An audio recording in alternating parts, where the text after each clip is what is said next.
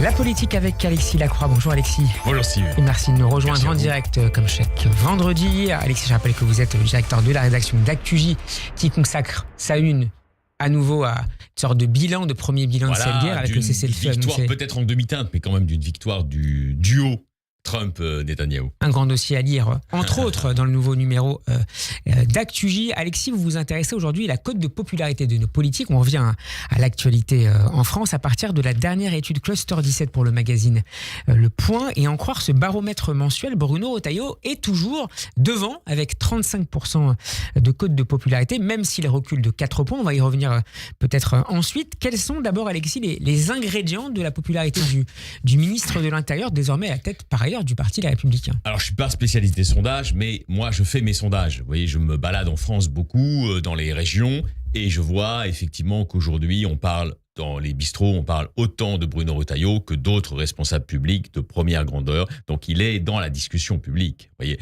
et ça corrobore évidemment des choses que certains sondages, notamment celui de Cluster 17, qui est la base de notre discussion d'aujourd'hui, étayent et mettent en avant. Pourquoi ? Car, vous savez, il n'y a pas de miracle. Un responsable public qui voit sa cote de popularité se consolider ou se renforcer ou augmenter, c'est généralement un responsable public qui entre par certains aspects de son action et de sa parole en congruence avec les attentes profondes de l'opinion, avec les attentes profondes des Français. Alors, ce n'est pas seulement l'effet d'une omniprésence médiatique. Non, mais non, si vous voulez. Là, on a vraiment des théories de fond, on ne va pas développer cela, mais vous m'interrogez, donc c'est intéressant. Eliaou Katz ou Paul Lazarsfeld de l'école de Francfort dans les années 60 avaient été déjà questionnés là-dessus. C'est-à-dire, est-ce que, au fond, quand on est omniprésent médiatiquement, on est, entre guillemets, boosté? Oui, jusqu'à un certain point, mais c'est pas ça le fond de l'affaire, si vous voulez, pour les responsables ça publics. peut avoir aussi un effet inverse, un effet négatif. Mais surtout, le fond de l'affaire, c'est d'avoir un discours, de développer une offre programmatique, une proposition pour la France, si on parle en termes plus philosophiques et moins directement politiques, qui correspond à des attentes profondes de l'opinion française. Et d'ailleurs, vous savez, dans chaque présidence, après on vient à Bruno Retailleau, il y a eu des personnes qui étudiaient cela en profondeur. On se souvient que François Mitterrand s'était adjoint les services de Jacques Pilan. C'était pas un simple sondeur, voyez, au sens de quelqu'un qui est dans l'immédiateté. C'était quelqu'un qui essayait de comprendre les attentes profondes des Français. Moi, à mon niveau, vous voyez, de commentateur politique, je le fais aussi pour essayer de décrypter le mystère de la Retailleau-mania. Alors, premier point... Pour expliquer cette congruence entre... Mais oui, il y a une congruence profonde. La parole et les attentes des Français. Premier point, la sûreté. On sort de 30 années où la violence, voire l'hyperviolence, s'est installée. Et on le voit d'ailleurs chaque jour avec des manifestations de cruauté sanguinaire, sanglante d'un certain nombre de voyous, vous voyez, qui s'écartent justement de cette France des honnêtes gens que Bruno Retailleau veut incarner. Alors le premier point, il est fondamental. Si vous faites des sondages, et même des sondages, j'allais dire informels, de la gauche affirmée, anticapitaliste, jusqu'au Rassemblement national, il y a un consensus français. Les gens veulent le retour à l'ordre républicain, à l'ordre régalien. Les facteurs explicatifs qui sont mis en avant d'un camp ou dans l'autre ne sont pas tout à fait les mêmes. Non, mais je suis d'accord. Mais justement, là, il y a quand même une congruence en dépit des divergences idéologiques. Mais les gens veulent de la tranquillité. Ils veulent que leurs enfants ne soient pas agressés dans le métro, dans la rue, rackettés, etc. C'est absolument évident. Ça fait partie d'ailleurs d'une définition de la décence commune, au sens de George Orwell.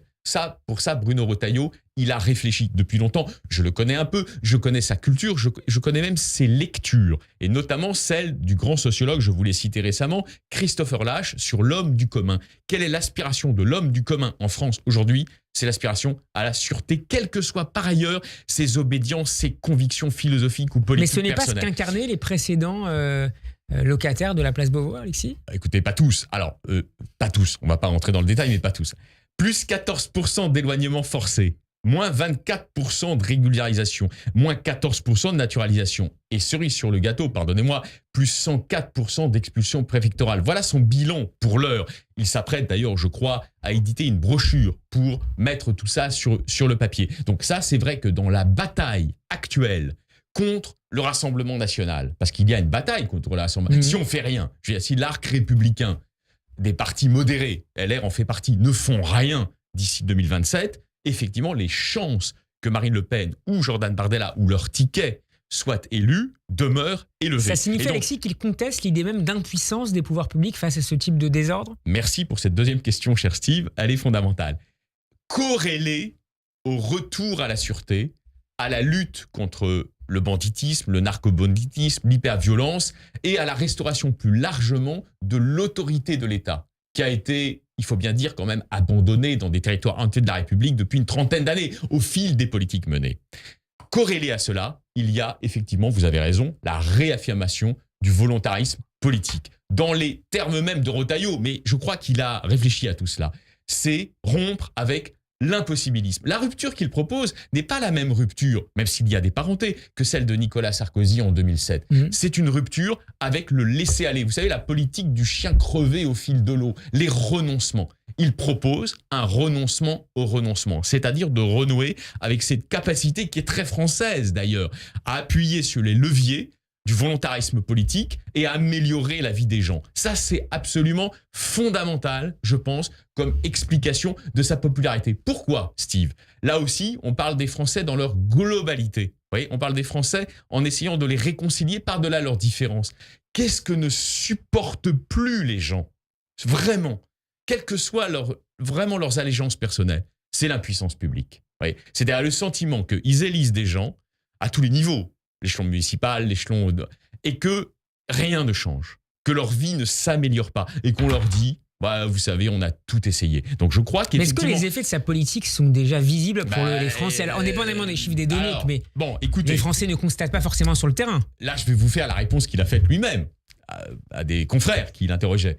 C'est pas, effectivement, en 9 mois que vous allez complètement inverser les choses. Il y a eu 30 ans, 40 ans d'abandon complet du volontarisme régalien. Pourquoi ? Alors là, on ne va pas refaire l'histoire, mais c'est la conjonction de plusieurs choses. C'est le laxisme, effectivement, j'allais dire post-étatique ou anti-institutionnel, qui a beaucoup, si vous voulez, infusé dans les esprits. Puis c'est le néolibéralisme. Qu'est-ce que c'était que le néolibéralisme ? C'était l'idée que la démocratie procédurale allait remplacer la décision politique. Je crois que Retailleau est l'autre nom actuellement du retour de la décision politique. Et je le dirais même avec des termes de philosophe. On ne se refait pas, Steve, vous me connaissez, du décisionnisme politique. Il faut, au cœur de la République, il faut un noyau de décisionnisme. Sinon, c'est l'abandon généralisé, c'est le renoncement. Mais avec lui, Alexis, le dire, c'est déjà un peu le faire ? Mais bien sûr, vous savez qu'il y a un caractère performatif de l'action publique, c'est-à-dire qu'effectivement, nous sommes, c'est les grands linguistes, Austin, etc., aux États-Unis qui ont montré ça. La parole est aussi une action. D'ailleurs, le summum de la parole qui est une action, c'est pas dans le domaine politique, c'est dans le domaine privé. Dire je t'aime, c'est une action, c'est pas simplement une parole. Donc effectivement, en politique, les paroles prononcées, la manière dont on trace on dessine un cap, dont on signifie son chemin, absolument, voyez. Et je suis très sensible à la sémantique du discours de Retailleau, aux auteurs qu'il mobilise, aux lectures dont il fait état, à l'occasion, que ce soit Charles Péguy, je vous ai cité Christopher Lasch, mais on peut parler aussi de Clémenceau, voire de Tite-Live. C'est un homme très construit intellectuellement, un politique, un intellectuel en politique. C'est un homme très construit intellectuellement, et c'est un homme qui a réfléchi aussi, je crois, alors je ne sais pas d'où ça vient, mais en tout cas c'est absolument manifeste. Et d'ailleurs il y a des photos qui circulent maintenant dans les magazines de sa bibliothèque personnelle dans sa maison de Vendée. C'est un homme qui a une réflexion personnelle, totalement indépendante de l'agenda politique, et il a réfléchi sur ce qu'il appelle, avec le grand sociologue juif polonais Zygmunt Bauman, la société liquide. Qu'est-ce que la société liquide ? En gros, c'est la société produite par les révolutions libertaires post-68ardes. D'ailleurs, ça vous explique pourquoi il a l'air si intéressé par la critique de 68. La société liquide, c'est l'inverse des sociétés solides. Une société solide, c'est quoi ? C'est une société avec des institutions, des politiques, des caps politiques clairs, du volontarisme politique, etc. C'est solide. La souveraineté, c'est forcément un peu solide. La société liquide, c'est l'inverse. C'est la société du flux généralisé. Le flux des marchandises, bien sûr, mais aussi le flux des hommes. Il n'y a pas de limite, il n'y a pas de frontières. Il y a plus de... Et une forme de relativisme aussi des idées ? Exactement. Et il n'y a plus de volonté. Et il y a aussi un relativisme généralisé des idées. Alors, il est entouré par des préfets. Il aime beaucoup les préfets, Retailleau. Et Bruno Retailleau... Ça tombe bien pour un ministre de l'Intérieur. Évidemment. Et il a un préfet de choc, qui est un homme remarquable dans sa réflexion aussi sur la société française, qui s'appelait Hugues Moutou. Et j'ai entendu Hugues Moutou l'autre jour, il parlait de l'anomie. Je crois qu'effectivement, une des raisons de la popularité du premier flic de France, c'est qu'il se pose actuellement, non sans raison, comme l'un de ceux, il n'est peut-être pas le seul, qui souhaitent, dans le champ politique, donner une réponse à cette anomie. Alors, qu'est-ce que l'anomie ? C'est l'absence de règles, c'est l'absence de lois, c'est l'absence de normes. C'est ce relativisme dont vous parlez, vous voyez. Aujourd'hui, la solution, l'espérance, la petite espérance, la petite fille espérance, disait Peggy, vous savez que cite souvent d'ailleurs Bruno Retailleau, l'une des solutions à la crise française, c'est de rompre avec l'anomie. Ça ne veut pas dire pour autant, et là je réponds évidemment à tous les politiquement corrects de France et de Navarre, ça ne veut pas dire restaurer l'ordre moral. Oui, c'est stupide de voir les choses comme ça. Non, c'est restaurer l'ordre républicain. Et d'ailleurs, entre nous, bon, vous connaissez mes convictions personnelles de républicain, mais quand on affiche le portrait de Clémenceau, vous voyez, dans son bureau, on ne s'inscrit pas dans l'affiliation de l'ordre moral, au sens où le dénoncent les télévisions et les radios politiquement correctes. Alexis, est-ce que les sorties, par ailleurs, de Bruno Retailleau, à la fois sur les menaces d'entrisme des frères musulmans et plus récemment sur la menace extérieure posée, y compris à l'Europe et à la France par un Iran doté d'une arme nucléaire, est-ce que ce sont également des thèmes qui trouvent un bon écho au sein de l'opinion publique française ? Alors là, nous faisons de l'herméneutique, nous faisons de l'interprétation du sondage. Mais évidemment, aujourd'hui, c'est lié à la problématique de la sûreté et de la réaffirmation de l'autorité régalienne. Aujourd'hui, il y a le sentiment que l'hyperviolence n'est pas complètement déconnectable de l'islamisme et de l'islamisme radical. Et j'ai été frappé par l'analyse. Qu'il soit sunnite ou chiite d'ailleurs. Alors justement, je vais dans votre sens. J'ai été frappé, et là aussi, c'est l'influence, il a des discussions, il a une réflexion très articulée, qui égale celle d'un Manuel Valls, si vous voulez, sur ces sujets-là. J'ai été frappé par l'analyse qu'il a faite chez nos confrères de CNews l'autre jour. Et c'était excellemment juste. Il y a du Keppel derrière, il y a des gens comme ça. Qu'est-ce qu'il a dit ? Il a dit, nous avons un Iran plus dangereux que jamais, d'une certaine manière, sur ce plan-là, qui est capable de rééditer, si j'ose dire, l'exploit maléfique de l'État islamique dans les années 2015-2016, c'est-à-dire de recruter des soldats du djihad. Vous savez que c'est la fameuse théorie d'Al-Souri, que cite souvent notre ami Gilles Keppel, sur ce djihadisme de... On recevra lundi dans le Grand Journal. Absolument. Sur ce djihadisme de 3e génération, cher Steve. Ça consiste en quoi ? Pour une puissance terroriste comme l'Iran, la possibilité de recruter, sans même qu'ils sachent qui les recrute, des petits narco-bandits des cités, vous voyez, à qui on va dire, tiens, on te donne un contrat et tu vas réaliser tel attentat. Et donc, effectivement, le ministre de l'Intérieur, dans une très brillante analyse, qui, je crois, quand même, a percuté sur l'opinion française, a dit, mais aujourd'hui, malheureusement, à la faveur des événements du Moyen-Orient, ce que nous voyons, c'est que l'opposition systémique entre des mouvements sunnites radicaux comme les Frères musulmans ou comme l'État islamique et l'Iran chiite est en train de s'annuler. Car, effectivement, le grand chef des Frères musulmans a apporté son soutien à la République islamique d'Iran, j'allais dire, contre Israël et contre les États-Unis. Vous voyez, donc là aussi, on a un discours qui est très articulé sur l'islam radical, sur le défi que celui-ci pose à nos libertés. Et ce discours, dites-vous bien, il n'y a que les imbéciles qui disent que c'est un virage dans une droite dure sécuritaire. Pas du tout, c'est ce que veulent les Français. Regardez, interrogez les socialistes. Allez interroger les socialistes dans les mairies. Vous croyez que les socialistes, ils veulent que l'islamisme prenne le pouvoir en France ? Mais jamais de la vie. Jamais de la vie. Alexis, il nous reste à peu près 3 minutes. Je voudrais qu'on regarde ceux qui suivent Bruno Retailleau sur le podium de Cluster 17. Marine Le Pen à la seconde place avec 33%, juste devant Dominique de Villepin qui gagne 2 points à 32%. L'ancien Premier ministre qui a lancé cette semaine son nouveau parti, la France humaniste, et qui est l'une des voix les plus sévères dans le débat contre la politique israélienne, c'est devenu son créneau préférentiel.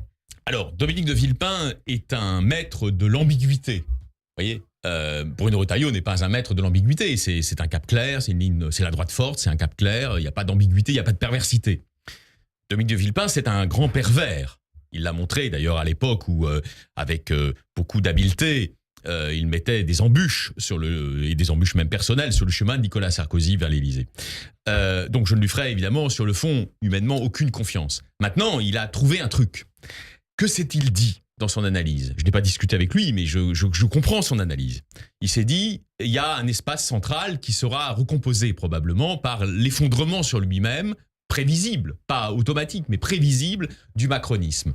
Dans cet espace central, il y aura des purs macroniens, style Gabriel Attal, qui auront des ambitions. Il y aura des hommes, disons, du centre-droit, post-jupéistes, comme Édouard Philippe, qui auront des ambitions. Et il y aura la pure incarnation d'une droite forte, revenue, qui sera Bruno Retailleau. Moi, je vais jouer les deux. C'est-à-dire, je vais jouer une forme de gaullisme d'affichage et de mélenchonisme en arrière-cour. Vous voyez, comme ces magasins. Mais avec sur le devant de la scène, principalement les questions internationales sur lesquelles il a beaucoup travaillé, évidemment. Naturellement, ça lui donne une aura. Notamment comme ministre des Affaires étrangères. Ça lui donne une aura. Mais donc, Dominique de Villepin, c'est ça. C'est du gaulo-mélenchonisme, qui ne dit pas son nom, naturellement. Certains parlent même, d'ailleurs, à son sujet, d'islamo-gaullisme. C'est un peu excessif. Il n'est pas pro-islamiste. Mais Dominique de Villepin incarne cette ligne de très forte ambiguïté. Alors, puisque vous m'interrogez sur lui, au-delà même de la question d'Israël, je suis frappé par la violence de ces attaques. Est-ce que vous l'entendez viser particulièrement le macronisme, ou viser les socialistes, ou viser la France insoumise? Non, il vise le ministre de l'Intérieur. Pourquoi il vise le ministre de l'Intérieur? Pour des raisons de conviction, peut-être. Il n'aime pas... Le ministre de l'Intérieur est Benyamin Netanyahou. Oui, vous avez raison. Et pourquoi il vise le ministre de l'Intérieur? Oui, je suis d'accord. Pourquoi il vise le ministre de l'Intérieur? Mais parce que c'est le ministre de l'Intérieur qui, aujourd'hui, est en capacité de recomposer la droite. Vous voyez? Et que donc, effectivement, nous avons deux conceptions très différentes de la droite. Nous avons une droite... Et qui cible par ailleurs l'entrisme des frères musulmans qui sont parfois soutenus par le Qatar. On est d'accord. Nous avons donc une droite OGM, génétiquement modifiée, qui est la droite que Dominique de Villepin aurait vocation à incarner s'il allait jusqu'au bout. Et nous avons une droite qui, au fond, se retrempe dans ce qu'elle est fondamentalement. Alors, à cette seule réserve près, que je vous exprimerai, c'est que le conservatisme ne peut pas être la seule voie. Historiquement, vous voyez bien que ceux qui, comme le général de Gaulle, en citant Péguy, se sont ressourcés dans le passé, en ont fait une force propulsive. Tout le défi pour Bruno Retailleau, dont je pense qu'il a quand même les plus fortes chances, c'est d'utiliser cette mémoire vive pour créer du nouveau, pour créer un nouveau rêve français. Merci beaucoup Alexis Lacroix d'avoir été avec nous. On peut vous retrouver sur radioj.fr en vidéo sur YouTube et lire évidemment vos toujours excellents éditos à la une d'ActuJ. À la semaine prochaine. À la semaine prochaine.